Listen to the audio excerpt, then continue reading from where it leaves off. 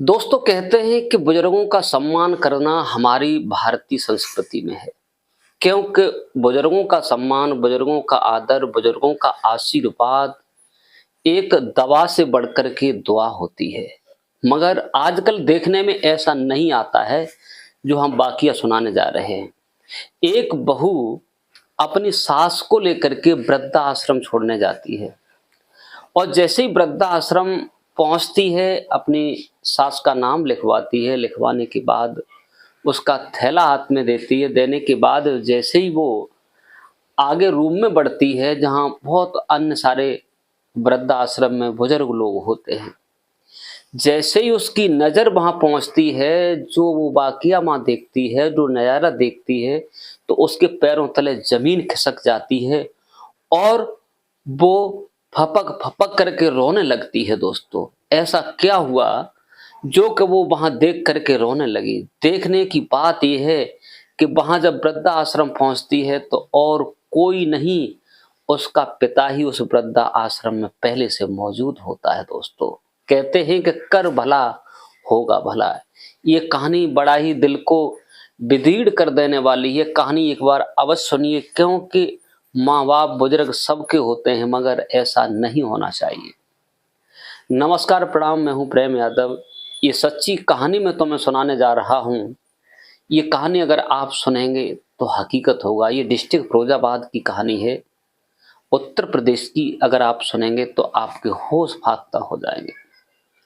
दोस्तों, किशोरी देवी जिनका नाम था, ये जब इनकी शादी होकर के आई, बहुत नेक थी, सुंदर थी, चतुर भी, चालाक थी, लेकिन किस्मत ने इनका साथ छोड़ दिया था। संकट कहकर के नहीं आता, संकट कभी भी आ सकता है। किशोरी देवी जो थी दोस्तों, विवाह के 2 साल बाद इनका पति खत्म हो जाता है और इनके एक बेटा होता है जो पति खत्म हुए थे लगभग 2 महीने का था। लेकिन उन्होंने उस बच्चे पर सबूरी की। सबूरी करने के बाद बच्चे को पालन पोषण किया, बच्चे को सयाना किया, उसका लालन पालन किया, बच्चे को कोई कमी महसूस नहीं होने दी। अपन खुद दूसरे के घर में बर्तन साफ करती थी, झाड़ू पोंछा करती थी और सिलाई का काम करके बच्चे को पढ़ाया लिखाया, बड़ा किया। बड़ा करने के बाद थोड़ा बालक जब बड़ा होता है, सयाना होता है, लेकिन वो बालक जो था अपने माता पिता के आचरणों पर अवश्य चलता था। क्योंकि जो पिता नहीं देखे थे, माँ देखी थी, गरीबी देखी थी, लेकिन पढ़ लिख कर के वो एक जॉब भी करने लगा था। तो लोगों ने सोचा कि इसका बुढ़ापा, इसका रड़ापा कैसे कटा है, तो देखते हैं इसके बच्चे की शादी करवा दो तो इसे सुख मिल जाएगा, सुकून मिल जाएगा। दोस्तों, ये बात हकीकत है कि हर माता पिता की इच्छा होती है कि बेटा की शादी हो जाए, बेटा की बहू घर पे आ जाएगी तो हमें सुकून मिल जाएगा, सुख मिलेगा, आनंद मिलेगा और हम बिल्कुल परेशान नहीं होंगे। दोस्तों, रिश्ता जब आने लगते हैं तो गांव के ही एक लोग उनका रिश्ता तय करवा देते हैं। दोस्तों, लेकिन बहू जो होती है थोड़ी पढ़ी लिखी ज्यादा होती है। उसने ये नहीं समझा कि यहाँ मायका है या सासरा है, और उसकी रिश्ता तय होता है, विवाह होके आता है, बहू घर में आती है। लेकिन आने के बाद जो उसकी सास के अरमान थे, अरमानों पर वो बहू खरी नहीं उतर पाई। सुबह 8 बजे से पहले जगती नहीं थी सास, तब तक सारा काम कर लेती थी और बेचारी अकेली बहू थी, इसलिए वो कुछ कह भी नहीं पाती थी। लेकिन बहू जो उठती थी, जगती थी, तो सीधे आती थी मानो ये मायके में है, इसके घर में नौकरानी लगी है। आकर के नाश्ता करती थी, बैठ जाती थी, सास पर हुक्म चलाती थी। लेकिन सास ने भी फिर भी बहू को ये नहीं समझा कि ये बहू है या हमारी बेटी है, बेटी के बराबर उसका दर्जा दिया। लेकिन उस बहू ने ये नहीं समझा कि हमारी माँ है, माँ से भी बढ़कर सास होती है। उसने इस पर कोई तवज्जो नहीं की। दोस्तों, बड़ा ही रोमांटिक, दिल को दुख देने वाली कहानी है कि इसे सुनकर आप दुखी हो जाएंगे। दोस्तों, समय गुजरता गया, धीरे धीरे जो बुढ़िया किशोरी देवी थी, ये वृद्ध होने लगी। वृद्ध होने लगी। इनके पति भगवान सिंह पहले ही गुजर चुके थे। दोस्तों, अब उसकी बहू उसके साथ में वो हसर करती है कि खाना सुबह का शाम को देती है, शाम का सुबह देती है, बच जाता है तो वो खाना दे देती है। और बुढ़िया बेचारी एक एक गिलास के लिए तरसती है कि उसे ताज़ा मिल जाए। चाय बनाती है, पकौड़ी बनाती है, खुद खा लेती है, लेकिन बेटा भी ये उसी के हाँ में हाँ मिलाने लगा। माँ की तरफ कोई उसने ख्याल नहीं किया। पत्नी के मोह में, पत्नी के प्यार में इतना अंधा हो चुका था कि उसने अपनी बुजुर्ग माँ को, बुढ़िया माँ को भुला दिया। दोस्तों, बुढ़िया और ज्यादा बूढ़ी होती चली गई। अब बेचारी देखो, एक बच्चे की, एक बूढ़े की आदत एक जैसी होती है। और एक बात कहेंगे, जिसमें माँ और बाप का आदर नहीं है, अगर वो दुखी है तो उसकी संतान उससे भी ज्यादा दुखी होगी। इसका ध्यान रखना। अपने माता पिता कैसे भी हो, उनकी सेवा करना चाहिए। दोस्तों, जब बच्चा गर्भ में होता है, फिर माँ कोई तवज्जो करती है, हर तरीका से पाल पोस कर बड़ा करती है, सयाना करती है। सूखे में खुद नहीं सोती, बच्चे को सुलाती है और बड़ा कर देती है। लेकिन वही बच्चे बड़े होकर के, 2 ने 10 को पाल के तैयार कर दिया, लेकिन 10 ने 2 को अंत में नहीं खिला पाया बुढ़ापे में। तो अब उस बहू ने विचार किया कि ये बुढ़िया यहाँ कब तक करती रहेगी। तो उसने देखा कि एक पड़ोसन अपनी सास को और ससुर को वृद्धा आश्रम छोड़ करके आई है, तो उसने भी मन बना लिया। सवेरा होता है, सवेरा होने के बाद अपनी सास को गाड़ी में बैठाती है और कहती है, माँ जी चलो तुम्हें एक नई जगह लेके चलते हैं। सासू माँ बेचारी सोचती है कि कहीं जा रही है तीर्थ कराने के लिए, गाड़ी में बुढ़िया बैठ जाती है और बैठने के बाद वो गाड़ी लेके चलती है और वृद्धा आश्रम पहुंच जाती है। बहू वृद्धा आश्रम जैसे ही पहुंचती है तो वहां बुढ़िया और बुढ़े बैठे होते हैं। वो देखते हैं कि काश आज कोई हमारी तरह अभागा फिर इस वृद्धा आश्रम में आने वाला है। तब तक खिड़की खुलती है और उसमें से बहू निकलती है। बहू के बाद बुढ़िया का थैला हाथ में होता है और वो जाती है, वहाँ नाम लिखवाती है। नाम लिखवाने के बाद वहाँ के लोग पूछते हैं, आखिरकार इस बुढ़िया ने तुम्हारा क्या बिगाड़ा है। तो बहू कहती है, इसे वृद्धा आश्रम लायक ही है, अब ये वृद्धा आश्रम में ही रहेगी। तो उसे जगह बताई जाती है कि वहाँ इन्हें करके आओ। लेकिन बुढ़िया जो थी, अपने बहू के और बेटा के चेहरा की तरफ टकटकी लगा करके देख रही थी, आंसू बह रहे थे झरझर। किशोरी देवी अपनी किस्मत पर कोस रही थी, कह रही थी, जिस दिन मेरे पति खत्म हुए उस दिन ही मैं मर जाती तो फिर क्या होता, मैं ठीक होता आज।